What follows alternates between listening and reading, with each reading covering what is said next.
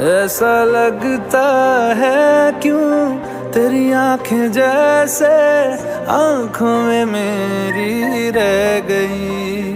कभी पहले मैंने ना सुनी जो ऐसी बातें कह गई।